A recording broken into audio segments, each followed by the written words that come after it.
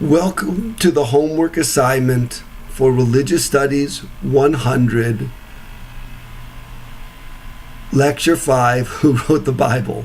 In this assignment, what I would like you to do is open up this Word document that you can find in Blackboard, which is the NRSV version of the Noah story. That is Genesis chapter 6, verse 5 through Genesis chapter 8, verse 22.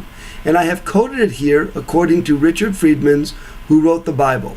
You can find the appropriate chapter on Noah from Richard Friedman as a PDF in the documents under Blackboard.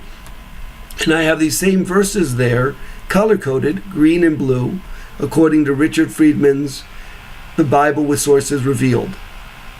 What I'd like you to do for this assignment is I'd like you to take this Word document, open another document, and copy all of the plain face text. That is Genesis chapter 6, verse 5, verse 6, verse 7, and 8. Copy to a new place. And then put it together with Genesis chapter 7, verses 1 to 5. Copied to a new place. Genesis chapter 7, verse 7. And so forth all the way down through Genesis chapter 8, verse 22. And then enter a few enters, returns to leave a blank space. And then do the same thing with all of the bold-faced, all-caps text. Genesis chapter 6, verse 9, 10, 11, 12, 13, 14, 15, 16, 17, 18, 19, 20, 21, 22.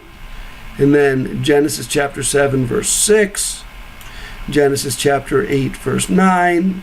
Chapter 7, verses 8 and 9. Genesis chapter 7, verse 11. Verses 13, 14, 15, 16, and so forth.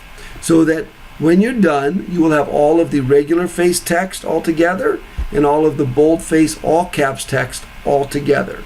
I then want you to copy that whole thing, both of those stories, into the Turnitin assignment for the flood narrative.